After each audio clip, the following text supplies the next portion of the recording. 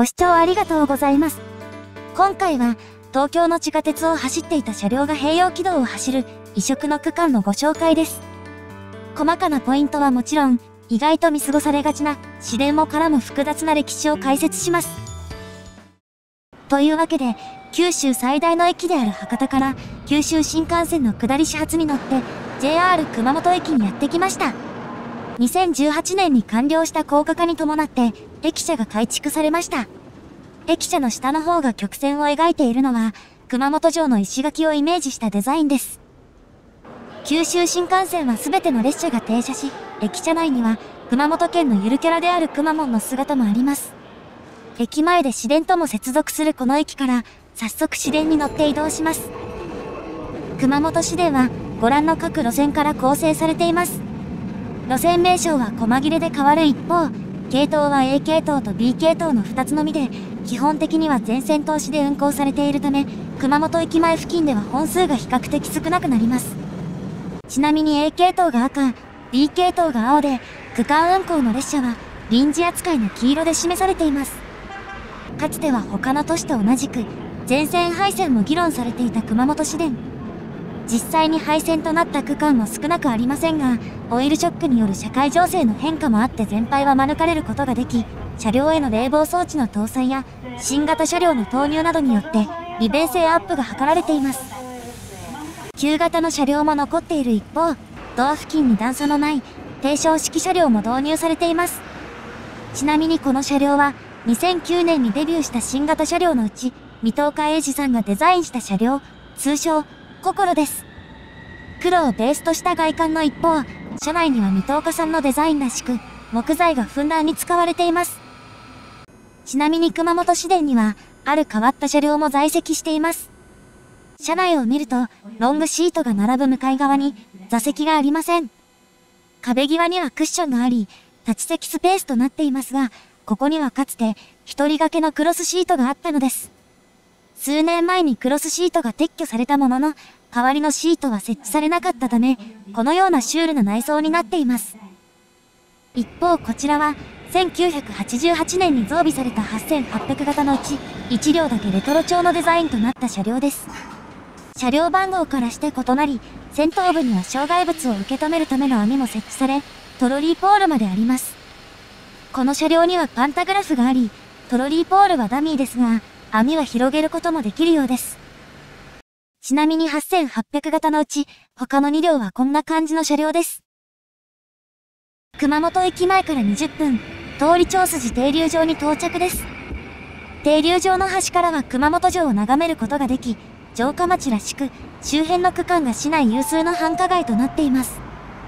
デパートや商業施設も、この通りに集まっています。くまモンが居座るアーケードを進み、目的地へと向かいます。今回ご紹介するのが、ここから700メートルほど北にある別の駅を起点とする路線です。それが、熊本電鉄藤崎線。熊本市内から北に伸びる路線で、途中の北熊本駅で、上熊本駅からやってきた菊池線と接続しています。アーケードは途中で途切れ、道路をひたすら北上します。ここが起点となる藤崎宮前駅です。道路の反対側から見ると、ビルも併設された巨大な建物であることがわかります。このビルの名称は、熊電プラザビル。まさしく、熊本電鉄の玄関口といった佇まいです。駅のたもとにある入り口から、それほど広くない通路を抜けていきます。ただし、起点駅の割には人気が少なく、通路も寂しげな感じです。ちなみに、駅名の由来となっている藤崎八幡宮は、駅の東400メートルほど離れた場所にあります。改札口に到着です。係員はおらず、そのまま構内へと進みます。右側には窓口があり、改札口には係員が立っていたとおぼしきスペースもあります。ホーム自体は、ビルの下に収まった2面2線の構造です。かと思いきや、向かって左側には線路がないため、1面2線の配置です。元は2面2線だったものが、1997年に現在の駅ビルに建て替えられた際、1面2線に改められたそうです。幅の狭いホームは降車用で、ワンマン運転の列車は前の車両しか扉を開けないためか、点字ブロックはだいたい半分のところで途切れています。ホームの先には線路脇に空き地が続き、踏切のあたりに分岐器を置けば、二面二線にすることもできそうです。規模は小さいとはいえ、投炭式と呼ばれる、くし形ホームと突き当たりにある改札口を組み合わせた構造は、紛れもなくターミナル駅の特徴です。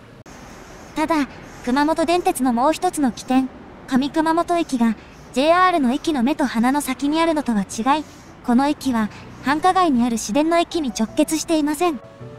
乗降客数は上熊本駅の 2.5 倍ほどあるのに、他の交通機関とのアクセスが不便な理由。それは、この駅の開業後に、駅と路線が歩んだ歴史が関係しています。この駅が開業したのは、1911年、明治44年10月。当時の路線は、現在の上熊本駅である池田駅から伸びていました。なお、上熊本駅の2つ隣にも池田駅がありますが、これらは別物です。2年後には線路は北に伸び、現在のルートが開業します。この頃はまだ市電は開業していませんでしたが、1920年代に相次いで路線が開業し、今よりも多くの路線が存在していました。1956年当時の熊本電鉄と市電の路線図がこちらです。市電には、私が降りた通り町筋の隣にある水道町停留場から北上し、肘先宮前で分岐、上熊本駅までを結ぶ路線と、さらに北上する路線があったのです。このうち、上熊本、肘先宮前間は熊本電鉄の路線だったもので、1954年に廃止された後、敷地が熊本市交通局に譲渡され、新たに市電の路線となりました。この当時の市電の路線名はご覧の通り。序盤の図で幹線が途中で途切れていたのは、もともと幹線が水道町で折れて北上していたところに、水前寺線が後から開業したためです。ちなみに水前寺線の開業は、1924年、大正13年のこと。この路線の開業に伴って道路が整備された区間もあり、さらに先に伸びる県郡線と合わせ、町の発展に貢献しました。ところがこれらの路線網は、モータリゼーションの進展などもあり、徐々に縮小されていきます。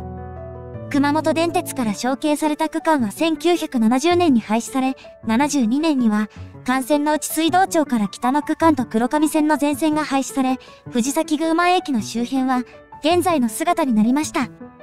熊本市電の全線廃止は避けられたものの、藤崎宮前駅は他の路線との接続のないまま、現在に至っています。熊本電鉄では、運賃生産は基本的に車内で行うことになっており、有人駅はごく少数です。ただし、駅構内には IC カードの読み取り機が設置され、車内で運賃を支払う際も IC カードが使えます。看板にはなんだか見覚えのある車両がありましたが、駅ホームには、これまた見覚えのある車両が停車中です。先ほども映っていたこの車両は、かつて東京メトロ日比谷線で運用されていた03系です。熊本電鉄に移籍するにあたり、呼び方が03系から03型へと変わっています。両端の先頭車をつないだ2両編成が3本導入され、車両番号は元のまま。外部の号車プレートもそのままなので、下り方の1号車と上り方の8号車が向かい合わせに連結されている、シュールな車両になっています。一方、車内のドアにある展示案内では、車外とは番号が逆になっています。車内はご覧の通り、車椅子スペースが増設されたり、ドア上にあった LED 表示器が路線図で塞がれたりといった改造点はありますが、車内は元の内装を引き継いでいます。運転台後ろのステッカーも、東京メトロ時代のものがそのまま。ちなみにドアステッカーも同じです。車外の社名表記はさすがに取り替えられましたが、色や大きさはメトロ時代と同じです。そして今回ご紹介する区間が、この藤崎宮前と、隣の黒神町との間にあります。藤崎宮前を発車です。次の黒神町までは、小刻みにカーブしながら進んでいきます。なお、ワンマン運転の列車では先頭部に運賃箱があるため、前面展望は取らず、後面展望を逆再生したものに、前面展望の走行音を組み合わせています。映像と走行音が合っていない部分もありますが、ご容赦いただけると幸いです。その線路を抜けた先、踏切を越えたところで、右側に道路がぴったり張り付きます。そう、ここからおよそ150メートル、熊本電鉄には併用軌道があるのです。そして左側にも、幅の狭い道路を挟んで住宅が並びます。道路に出るにはこの線路を横切らないといけません。線路は半径500メートルの S 字カーブになっており、見通しの利きづらさを補うため、線路脇には列車の接近を知らせる警報装置もあります。ここで併用軌道は終わり、踏切を越えて併用軌道を抜けるところでは、一瞬半径200メートルのカーブになります。ただしその後は、広々としたスペースに単線の線路が続きます。この右カーブを抜けると線路は直線になり、黒神町に到着です。藤崎宮前からたった一駅で、地方私鉄の駅らしい一面一線のシンプルなホームですが、近隣に高校があって朝夕は混雑するため、時間帯によっては駅員が配置されます。右手でカメラを構え、左手でフリー切符を運転手に見せながら、列車を降ります。降りたのは私だけ。構図を練る間もなく、あっさりと扉が閉まります。この駅も細かく見て回りたいところですが、隣の北熊本駅で列車が行き違いを行い、上り列車が数分後にやってくるため、長居はできません。駅員が配置されている間に使用されているであろう小屋を眺めながら、先ほどの区間へ急ぎます。ちょうど見頃の桜と絡めたカットも撮りたいですが、日中は30分に1本しかなく、これを逃すと太陽の角度が変わるので、先を急ぎます。地方私鉄の撮影は、思うようにはいかないですね。住宅地の中を急ぎ、先ほどの区間に戻ってきました。幅の狭い道路が、熊本電鉄の線路に合流しています。併用軌道の反対側について間もなく、藤崎宮前行きの列車が通過です。奥の踏切は、スピーカーから音を出す一般的な警報音ですが、登り方の踏切は違います。車窓でもよく響いていた、電照式踏切の音が響きます。やってきたのは、先ほどの車両と同じ03型。タイミングよく自動車も現れ、側道から抜けてくる車も混じり、なかなか車両に集中できない絵面です。この区間の両端には踏切があるほか、踏切の間には点滅式の警報装置もあるため、列車の接近はどこにいてもわかるようになっています。なお、踏切の間にある警報装置は両端の踏切と連動しており、片方の踏切が鳴ると同時に動作し、すべての踏切が開くと止まるようになっています。路面電車とは違う大型車両、それもかつて東京の地下を走っていた車両が併用軌道を走る光景は、やはりシュールですね。電照式踏切との組み合わせも、数年前までは想像もできなかったものです。列車が通り過ぎたところで、この併用軌道をもう少し詳しく見ていきます。併用軌道ではありますが、線路部分にはバラストが設置されており、アスファルトや石畳で固められた線路とは見た目が違います。バラストはネットで覆われており、飛び散らないような工夫がされています。一方、ところどころにはアスファルトで固められた部分もあり、左奥に止まっている車などはここから出し入れするようです。そして、列車の接近に合わせて動作する警報装置。多くの鉄道会社はホームに設置され、信号が青になった時に点灯する機器として用いられていますが、熊本電鉄では、踏切動作反応灯と記載があります。そろそろナレーションのネタもなくなってきたので、10年前に撮影した画像をどうぞ。当時はバラストはネットで覆われておらず、先ほどの車の手前にあったアスファルト舗装もないなど、今とは違う部分が複数あります。画像だけでは物足りないと思うので、映像も入れます。この頃には、架線中に取り付けられた警報装置もなかったようです。このカットに映っているのは、熊本電鉄の6000型。かつて都営三田線で運行されていた車両であり、形式名も6000をそのまま受け継いでいます。三田線のラインカラーは青色ですが、その前は赤色であり、この編成も譲渡された後に帯の色が変えられました。この編成は2014年に運用から外れ、2018年に廃車解体されています。少々前の話をしている間に、併用軌道の終端あたりまでやってきました。アスファルト舗装はくまなく施されているわけではなく、住宅の正面など、限られた場所のみが対象です。このように、車がバラスト舗装の上を横切ることもあります。そしてこの標識が、先ほど触れた、本来の場所からずれている曲線表です。随所にしわ寄せが来ていることが伺えますね。最初から最後まで線路の周りばかり見ていましたが、線路の上にもご注目。架線は通常は上下1本ずつの2本セットで、下側がパンタグラフと接触するのですが、併用軌道の手前で上の電線が横にそれ、1本のみになります。このタイプの架線は路面電車などで広く用いられるもので、普通の鉄道で用いられるのは、列車本数の非常に少ないローカル線が中心です。併用軌道を走る列車の様子は、この区間のハイライトとも言える場面ですが、この動画はここでおしまいではありません。熊本電鉄の路線は全長 13.1 キロ。このうち併用軌道はこの150メートルだけです。そして先ほどの車窓を続けてみた時に感じる線路の周りの違い。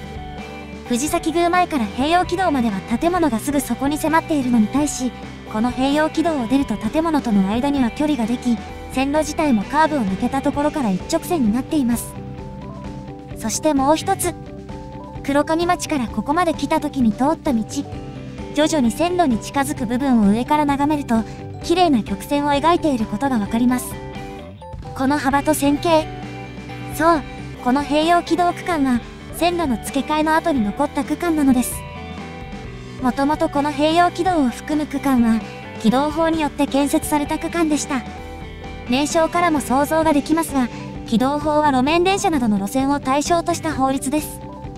この区間の建設当初の期間は914ミリで、1067ミリに改められたのは1923年のことです。それだけではありません。1942年に地方鉄道法による鉄道路線となった後、1949年に併用軌道の北の区間で経路変更が行われます。併用軌道の前後で線路周辺の空間に差があるのは、北側が経路変更によって敷設された線路だったからです。ちなみに熊本電鉄では、現在に至るまで、他にも複数の区間で経路変更が行われています。2001年に経路変更された区間では新駅も開業するなど、なかなか複雑な歴史をたどっています。そしてこの動画でまだ登場していなかった北熊本には、車庫も併設されており、熊本電鉄で数少ない有人駅でもあります。2面3線のホームには3方向の列車が集まり、日中は30分に1回の頻度でそれらの列車が接続しています。そしてホームに停車しているのが、元東京メトロ01系を譲り受けた01型です。この日は併用軌道を走る運用には充当されておらず、走行シーンを見られなかったのは残念ですが、この車両を含む熊本電鉄の個性豊かな車両たちは、また別の動画で解説します。ご視聴ありがとうございました。